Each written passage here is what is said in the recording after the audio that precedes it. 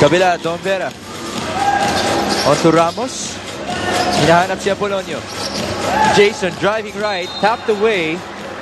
It will remain with the purple shirts. Alam mo, paminsan, nakakaloko itong si Marlon Gomez.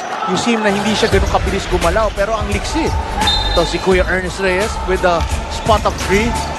Seldom you see him shoot, but when he does, walamang pumapasok. Here he is once more. Reyes driving against Gomez. That's 2 more points for him. Yan yung babangga siya, tapos doon siya, pagkabangga, bigla siya fade away. Yan ang trademark, Ernest Reyes penetration. 71-67. 2-possession ball game here in Pampanga. 2.5 minutes remaining. Gomez posting up once more. That's a steal. Good chance here for the Giant Lanterns. Almost a counter steal, and it's completed. Gomez up ahead. He lays it up and in. What a crucial steal for the Gensan Warriors. Just as Pampanga was feeling it here in their very own home court. Well, unfortunate again for Pampanga as they were about to make a run. Ito na naman ang Gensan pamatay sunog. That has been the story of the ball game. The Gensan Warriors always having answers to what Pampanga gives them. 73-67 our score. Kapag may labay Sulit TV, powered by TV5. Siksik sa iba't ibang shows na gusto mo. Magnanakaw ka! Bakit sa'yo ba to? Mardo ang pumatay kay Jacob. Tinaydor niyo akong lahat. Got it. Darating pa si Mr. Right. Sa ibang balita naman, pagdating sa TV5 plus iba pang mga channels, digital at malinaw ang Sulit TV. Bili na! 780 pesos lang, no monthly fees. Siksik sa saya para sa buong pamilya. Sulit TV.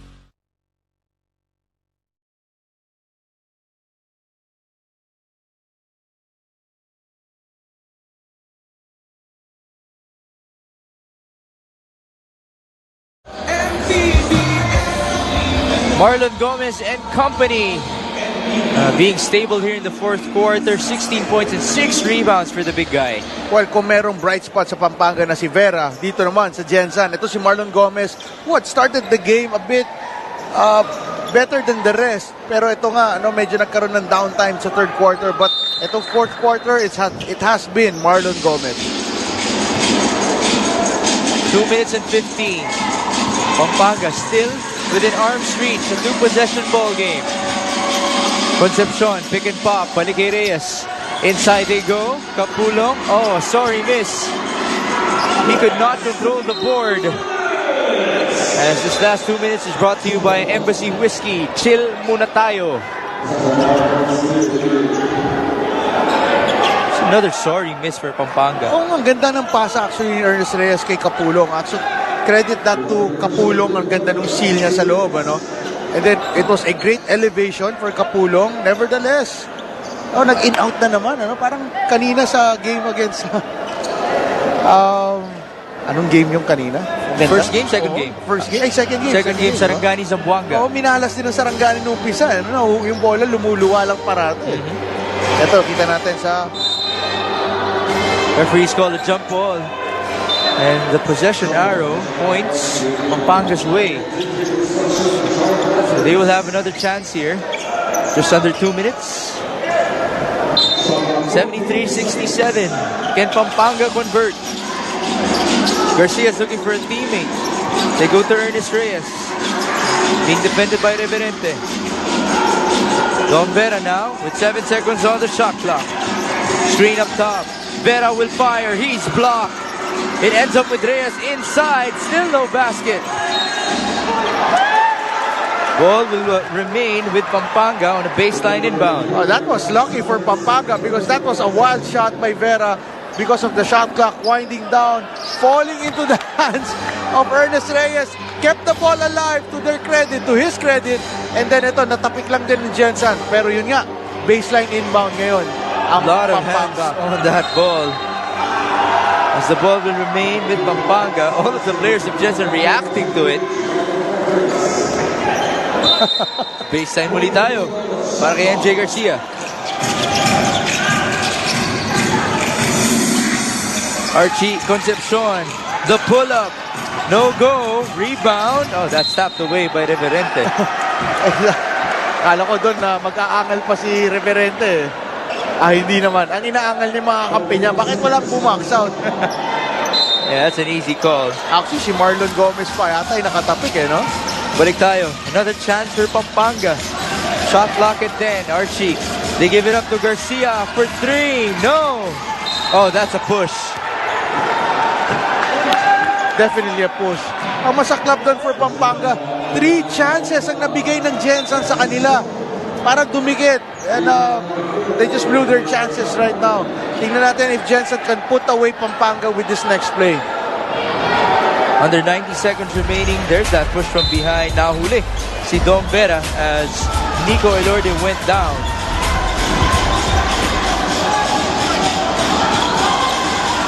Nico Elorde just being a spark off the bench para sa Gensan, controlling the pace, making big-time plays, whether it's on the offensive end or defensive end. But that time around, they turned the ball over. Well, hindi ko lang maintindihan kay Nico Elorde. Lamang sila rito ng 7. Okay, Mix? And then he was trying to put himself in a corner. Yun ang pinaka-ayaw mo mangyari, to be boxed in a corner.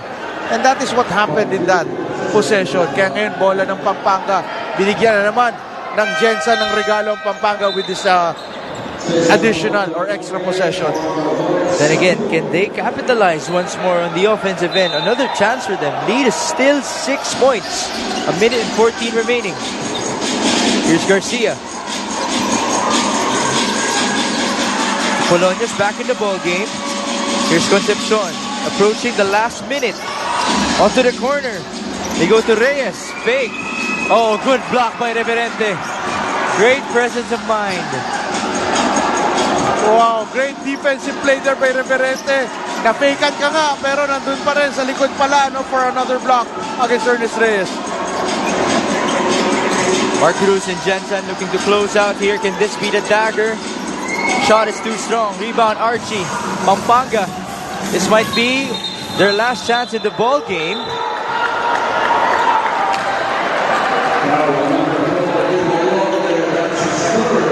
Elorde will be called for that foul. Sideline inbound tayo para sa Pampanga. Well, 33.7. Stranger things have happened, Migs, dito sa season na to. Pwede pang humabol to with a string of 3-pointers and a string of defensive stops for Pampanga, pero tingnan natin. Dom Vera, they go to Reyes. Onto the corner. Garcia thought about it. Reyes for 3. He trims the lead down to 3. You mentioned stranger things have happened. And with that 3, lahat ng tao palabas, huminto, at bumabalik. Tinitingnan ko makakahabol pa rito ang Pampanga. Ernest Reyes with that great looking 3. Now it's just a 3-point lead by Gensan. 25.9 seconds left. Marami pang pwedeng mangyari rito, mga Migs.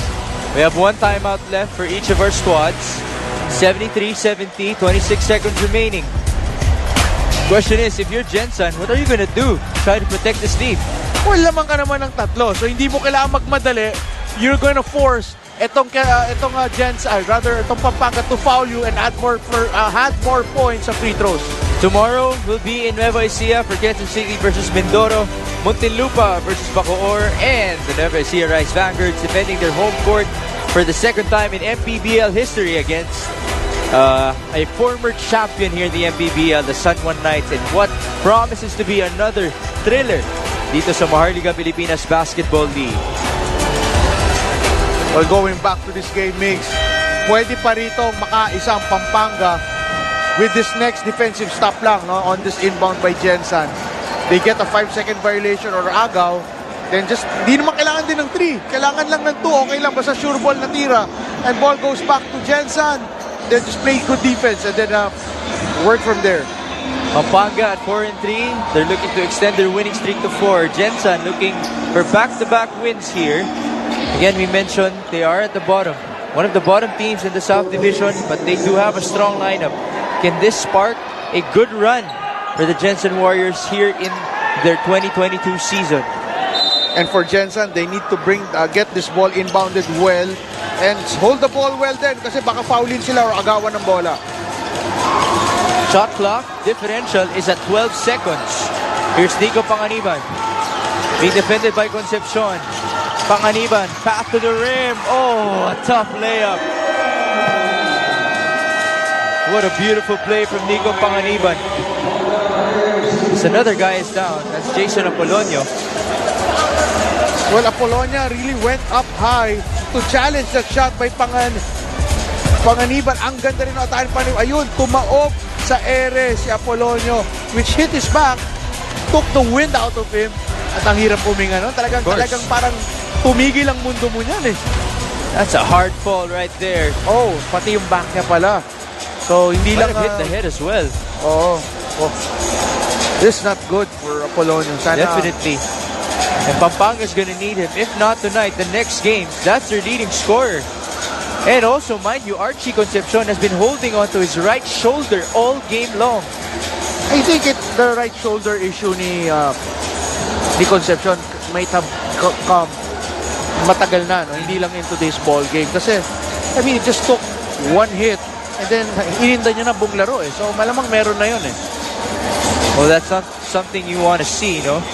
Here in the MPBL, your players getting injured. Again, this is a long season. Only game number 8 para sa Pampanga. They have 13 more after this. With 14 seconds remaining here, Coach Putit, 75-70. One timeout left for Pampanga. Well, How big of a miracle do they need? Well, they just have to call that timeout para ma-inbound nila yung bola sa front court nila. Hit a 3 or hit a quick 2, meaning sa 14 seconds, maybe a 1 or 2 seconds ma-chop off, no? Pwede pa rin yun. But if it's more than 2 seconds, they need to hit a quick 3. Now, the bad thing is that Apolonio is still on the floor. Not sure if he's going to need a stretcher to be brought out. That's coming from that last play. He contested the shot of Nico Panganiban, who made a layup.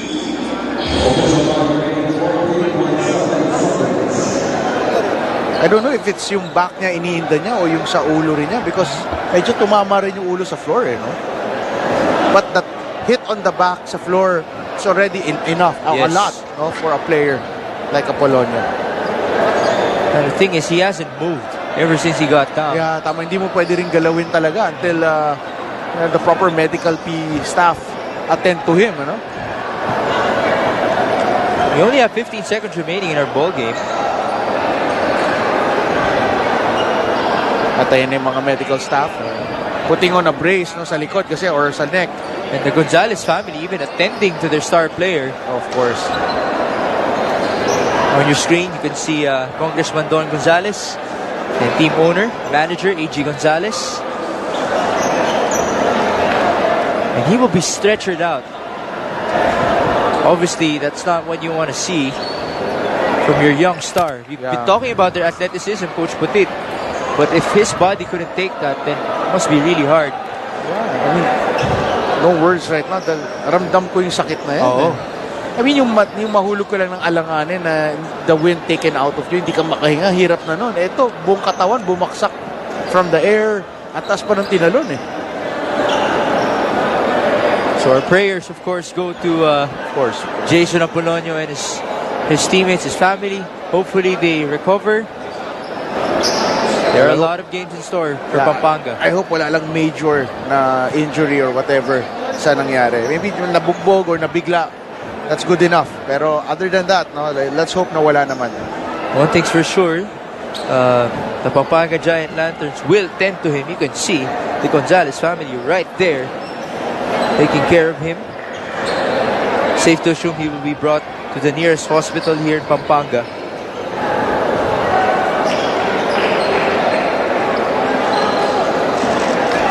And what a time to happen. Ano? Yung tipong 14.7 seconds na lang sa laro. And it looks like it's Gensan's ball game anyway. So yun lang, mga ganun lang. No? But I think he said, holding to his, tinatakpan niya yung mata niya and everything. I think nahihilo rin siya, eh, because nga tumama yung ulo sa sahig. Ano? So something that... For sure, meron pang ano yan. Concussion protocols that have to be followed. Again, we hope that it will be a speedy recovery para kay Jason Apolonio, who has been the top scorer for the Pampanga Giant Lanterns all season long. Alright, balik tayo. 14.7 seconds remaining. A sideline inbound for Pampanga. Sama rin ng timing dahil ngayon malamig na rin yung players ng Pampanga. So, I don't know. Tingnan natin kung makashoot sila. Garci, Concepcion will make a three-point shot. Very much still alive here. Lead is 2 points with 12.3 seconds remaining, and this is the final timeout of Gensan. Exactly what Pampanga needed. A quick 3 under 2 seconds. Or actually, a quick shot under 2 seconds para marami pang oras na bumalik sa kanila on an inbound play by Gensan. Perfectly executed play. Parang hindi handa ang Gensan sa ginawa ng Pampanga nun. Pero Archie Concepcion have been missing a lot of three-pointers. What a time for him to make one right now. And to your point, kung nanlamig man ang mga manlalaro ng Pampanga, you can actually argue the same thing for Gensan. 75-73. Commissioner Kenneth Durandez, Rudy Distrito, and the rest of our VIPs at the sidelines. Still making sure that the MPBL continues. Tomorrow we will be in Nueva Ecija for the second time in MPBL history. By the way, we also saw Joe Ramos at the sidelines, planning things here in Pampanga. And now for Gensan, pressure's on them to inbound this ball well. Alam mo naman natin, Pampanga, magaling silang umagaw because they're athletic, they're long, and they have the fight in them na makakuha ng agaw. So, this is going to be a pressure-packed inbound by Gensan. Both teams in penalty, so any fouls from both teams will result in free throws. And no more timeouts left here. Sideline inbound para sa Gensan. Elord is working with Sorella, Reverente, Mark Cruz, and Panganiban. Here he is. There's a foul given up by Capulong. Now this is going to be interesting. Can Panganiban take the pressure? Medyo pressure-packed free throws. Ito ititira ni Panganiban. But also 10.5 seconds. Hindi ka pwede magbintes dahil marami pang oras para umatake ang Pampanga niyan. So he has to make these free throws. They use this time to huddle up the Pampanga Giant Lanterns. They have on the floor Capulong, Garcia, Concepcion, Vera, and Reyes. Archie Concepcion was the one who hit that three-point shot to trim the lead down to 2 points here. 10.5 seconds remaining, and Nico Panganiban will proceed to the line. There you go. Our official time has been readjusted to 11.1. More time for Pampanga to make something happen. But if Panganiban makes 2 free throws, that's game over. First one para kay Nico Panganiban. He gets it to go. Just bouncing in for the starting shooting guard. Alam mo, malaking bagay na naka-free throw si Panganiban at na-shoot niya yung una. Takes away the jitters, the doubts na kaya niyang i-shoot yung pangalawa. Let's see if he can extend this to a 2-possession ball game. Panganiban back at it. Second free throw is good. No more timeouts left. Capulong is going to bring down that basketball. Garcia has to fire. They go to Vera for 3. No go. And that just might do it. Capulong with one last chance. And the Gensan Warriors survive on the road here as they win it by 4 points, 77-73 in Pampanga. Well, as we hope, Biggs, the action picked up dun sa dulo ng laro. And it was still a well-worth-it game. Unfortunately, Pampanga lost. The home team lost. But the team is developing. So for the fans of Pampanga, they just have to be patient with their team. Kudos to Gensan for winning a winnable game. Our best player of the ball game is Marlon Gomez, 50 or more than 50% shooting from the field, 16 points, 7 rebounds, and 3 steals for the big guy. Well, he was very consistent. At kapag kailangan talagang umiscore ng Gensan, binibigay nila yung bola sa kanya sa ilalim. And he makes things happen. Marlon Gomez, play crucial minutes. Kasama siya ng ating courtside reporter na si Gianna Lianos. G, take it away.